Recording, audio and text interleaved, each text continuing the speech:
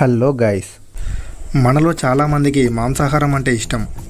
అంటే 90% మంది మాంసాహారం తింటే 10% మంది మాంసాహారం తినరు. అయితే నాన్ వెజ్ తినడం వల్ల మన ఆరోగ్యానికి ఎన్ని ఉపయోగాలు ఉన్నాయో అలాగే వెజ్ తినడం వల్ల కూడా అంతే ఉపయోగాలు ఉన్నాయి, మనందరికీ తెలుసు.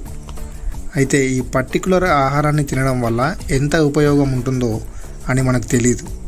కాబట్టి ఏ పేపర్లోనూ డాక్టర్ చెప్తేనో లేక యూట్యూబ్లోనూ చూసి తెలుసుకుంటూ ఉంటాం.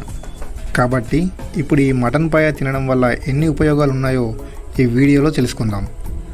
వెజిటేరియన్ వాళ్ళకి జాక్ ఫ్రూట్ తినడం వల్ల ఎన్ని ఉపయోగాలు ఉన్నాయో ఆల్రెడీ వీడియో చేశాను. డిస్క్రిప్షన్లో మరియు ఈ వీడియో లాస్ట్లో ఇచ్చాను, ఒకసారి చూడండి. ఇక టాపిక్లోకి వస్తే, చల్లని వాతావరణంలో వేడివేడి మటన్ పాయ తింటే వచ్చే మజానే వేరుగా ఉంటుంది కదా. మటన్ పాయను కొందరు రోటీలతో తింటారు, కొందరు అన్నంతో తింటారు. ఎలా తిన్నా కూడా మటన్ పాయ మనకు అనేక ప్రయోజనాలను అందిస్తుంది. పాయ సూప్ను తరచూ ఆహారంలో భాగం చేసుకుంటే అనేక ఆరోగ్య ప్రయోజనాలను పొందవచ్చని పోషకాహార నిపుణులు చెబుతున్నారు. పాయ సూప్ను తీసుకోవడం వల్ల అనేక పోషకాలు లభిస్తాయి. ముఖ్యంగా ఇందులో కొల్లాజెన్ ఉంటుంది. ఇది వండిన తర్వాత గెలాటిన్లా మారుతుంది.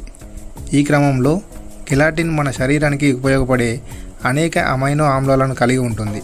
అమైనో ఆమ్లాలు మనకు శక్తిని అందిస్తాయి, కండరాల నిర్మాణానికి దోహదం చేస్తాయి. కనుక మటన్ పాయను తింటే శరీరానికి శక్తి లభించి ఉత్సాహంగా మారుతారు, యాక్టివ్గా ఉంటారు. మటన్ పాయలో అనేక రకాల మినరల్స్ ఉంటాయి.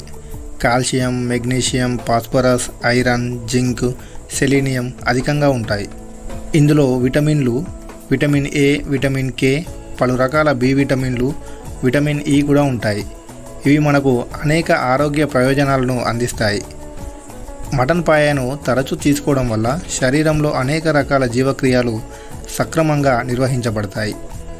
పాయను తింటే ఎముకల ఆరోగ్యానికి ఎంతో మేలు చేస్తుంది.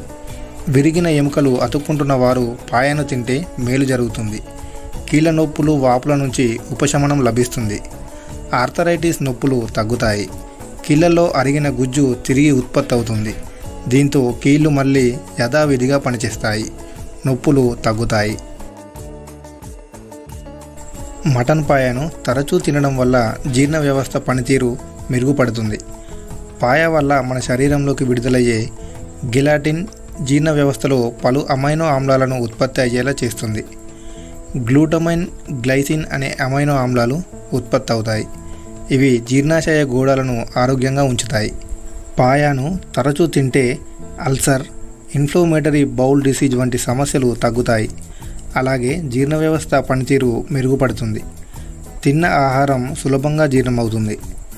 జీర్ణక్రియ సరిగ్గా ఉంటుంది. పాయలో అనేక అమైనో ఆమ్లాలతో పాటు జింక్, ఐరన్, సెలీనియం అధికంగా ఉంటాయి.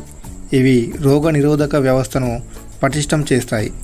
దీంతో శరీరం ఇన్ఫెక్షన్లను వ్యతిరేకంగా పోరాటం చేస్తుంది, రోగాలను తగ్గిస్తుంది, వ్యాధుల నుంచి త్వరగా కోలుకునేలా చేస్తుంది. పాయ ఉత్పత్తి చేసే కొల్లాజెన్, జెలాటిన్ వల్ల చర్మం ముడతలు పడకుండా దృఢంగా ఉంటుంది. అందువల్ల పాయను తరచూ తింటుంటే చర్మం కాంతివంతంగా మారి మెరుస్తుంది, యవ్వనంగా కనిపిస్తారు. కండరాల నిర్మాణానికి కూడా పాయ ఎంతగానో దోహదం చేస్తుంది. పాయను తింటుంటే ఒత్తిడి, ఆందోళన తగ్గి మైండ్ రిలాక్స్ అవుతుంది. రాత్రిపూట నిద్ర చక్కగా పడుతుంది. డిప్రెషన్ వంటి మానసిక సమస్యలు తగ్గుతాయి. మరి మటన్ పాయను తింటే ఎన్ని లాభాలున్నాయో చూసాం కదా. అలాగే ఎవరు తినకూడదో కూడా ఓసారి చూద్దాం.